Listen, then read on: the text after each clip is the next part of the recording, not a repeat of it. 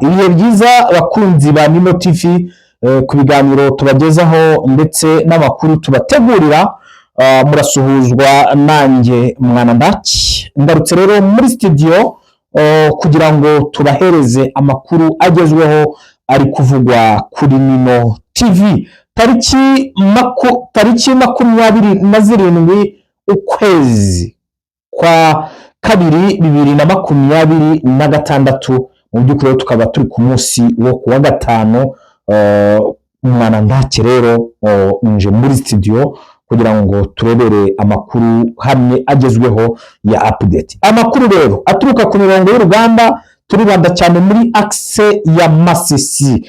Itangazo rya M23 uyu munsi basohoye amatangazo agera kuri 2 yose aravuga ku bitero biri kubera muri iriya axe ya Masisi. Baravuga ku bitero biri simultane hariya muri Masisi. Mu by'ukuri ubwo rero turaza kubigarukaho, tuze no kureba ku bwicanyi ndengakamere bwakorewe amatungo hariya muri axe ya Mweso. Nyuma yaho rero ibitero bya FDLR ndetse n'ingabo za FARDC zifatikanyije n'abarundi zagabye igitero ku nka hariya muri iriya axe ya Masisi. Byose turaza kuba tubigarukaho tubirebere hamwe, ariko nanone tuze kureba umuriro cyangwa se M23 yamaze gufata koloneli, yamaze kwica, yarashe mu cyico koloneli bita Nouvelle wa FDLR, ifata General Twayisi wa Mutayomba bita Theo ufite koseme yitwa ngo Rifeng,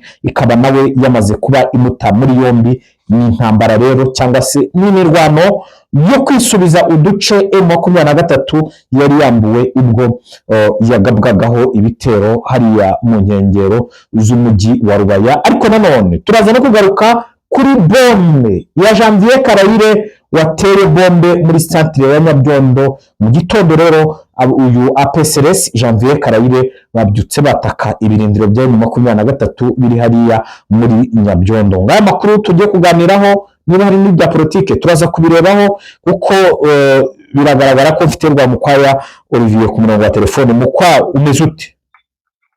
Ndaho ndakomeye rwose. None uyu munsi ndabona ni kwa kundi tu. Ni kwa kundi kabisa.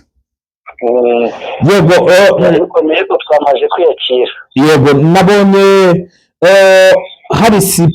hari ibintu biri gusirikira bivuga ko ngo iri ngoma yaba yarashyinguwe mu mashyamba ya Masisi. Wowe ufite iyo verisiyo kugira ngo nanjye ngwe verisiyo yanjye?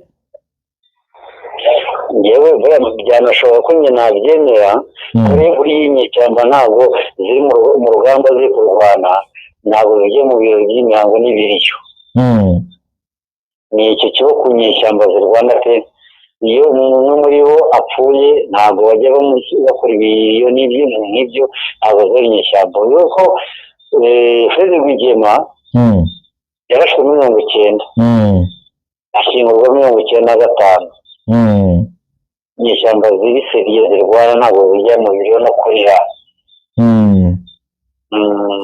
Andi makuru nanjye nari mfite nuko bavuga ko ngo kwa kabiri umurambo we wa nyakwigendera Afande wagejejwe mu bitaro bimwe hariya bikomeye ngo ukaba uri mu buruhukiro. Ayo makuru nayo yari yazamutse.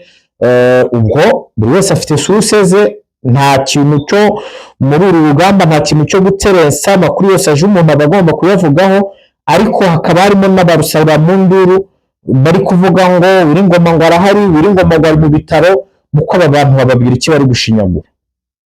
abo ngabo ahubwo bagaba bafata n'ibyemezo n'abantu tugira gutya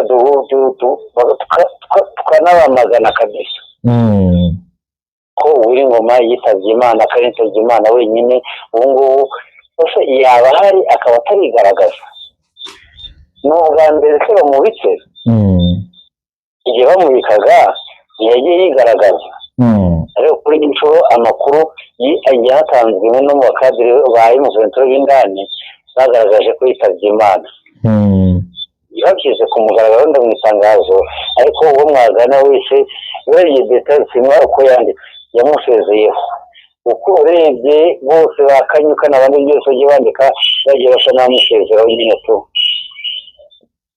yego amakuru y'uko bashyinguwe njye niyo naheza agaciro eske aho nyiriya nzu bari barimo ubonye ukuntu yabaye inzu ifite igisenge yubatswe n'amabeto ifite igisenge cy'inuza cy'ibyuma amabati akomeye ubonye ukuntu yashwanyaguritse wese waba urimo ukabasha kurokoka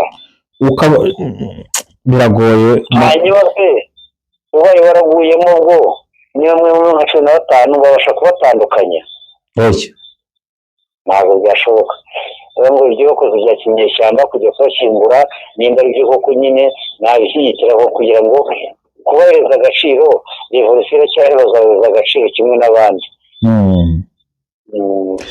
yego tujye kuri update y'imirwano ariko mbere ya update FDLR zatwitse urusisiro rw'ahantu bita Kawere ni nyuma y'uko bari bamaze gutakaza koloneli bita Nouvelle umuhuzabikorwa wa FDLR na nyuma y'uko Twahisiwe Mutayomba general bita Theo ufite crossene bita Rifeng uyu nguyu nawe nyuma y'uko intare za Sarambwe zimufite muzima ari matekwa wavuga ko urugamba rumeze rute muri axe zose bwana mumenyesha mu munyamakuru nabara axe ya Masisi kuko ariyo iri kuberamo imirwano ngubu ko nta n'ahandi hari imirwano ikomeye ndumva n'imvura ije nyinshi cyane ariko Masisi niho byose biri kubera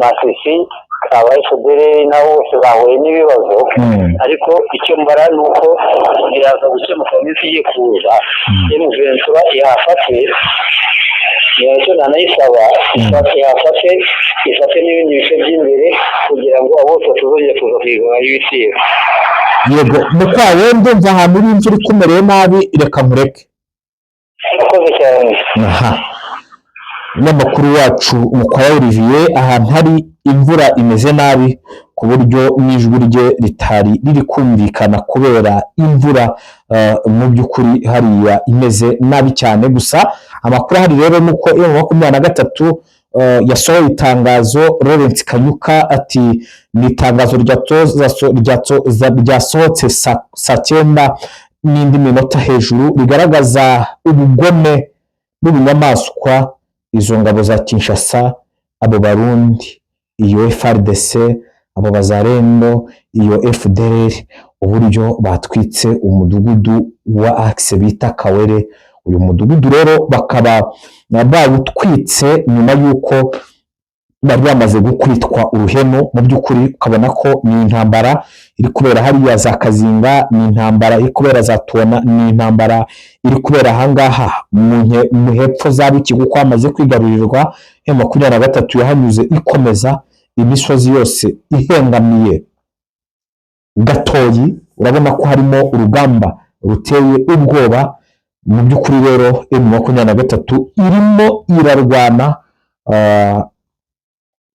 nkitazongera kurwana nyuma yo kubona ko urugamba rurimo abagambanyi Angola akubwira ko ari yazanye ibikoresho cyangwa se Angola niyo isapplyinga ibikoresho ikabisapplyinga uruhande rwa Kinshasa yewe ikanabaha n'abasirikare bo kubikoresha ariko nanone ni mu gihe abacancuro b'umugabo bita ngo Eric Prince bamaze kwigerera muri Masisi aribo bari kugenda bagaba ibi bitero by'indege za drone ariko nanone tugiye kubona furo zifunguka Walikale, Pinga, Butembo ndetse na Uvira.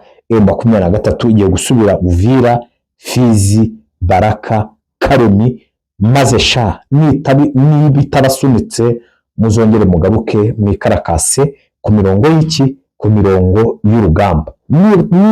Nibitabasunitse muzongere muze mwikarakase ku mirongo hehe, ku mirongo y'urugamba. Mu by'ukuri rero bakerekana ko nyuma y'uko izi nterahamwe zirashe inka aho ngaho za Mweso, bakubwira ko ngo M23 yafashe icyemezo cyo kujya kubahononora muri iryo shyamba. Mu by'ukuri nyamara yarababwiye ngo hari amahitamo atatu: niba uri FARDC rambika intwaro hasi uze tukujyane ku mafunzo ube umusirikare, niba uri umuzarendo rambika intwaro hasi uhitemo niba ushaka gusubira mu buzima bw'abasivile, unyura ahantu kuri formation bakwigisha uburyo ubana n'abasivile, ugire gute ugaruke mu buzima busanzwe. Niba uri FDLR rambika intwaro hasi uze bagufate bagushorere bakugeze Petite Barriere cyangwa se Grande Barriere bakohereze iwanyu mu Rwanda utahe. Ariko yati bitari ibyo byo,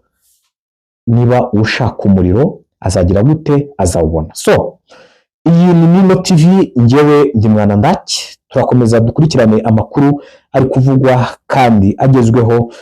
Imana ibarinde rero mwese mwakoze subscribe. Kiganiro turimo turagikora imvura nyinshi, mukwaya namukupye kuko yasaga nkaho ari hanze, ariko njyewe ndi mu nzu. So Imana ibarinde, bye bye, ciao.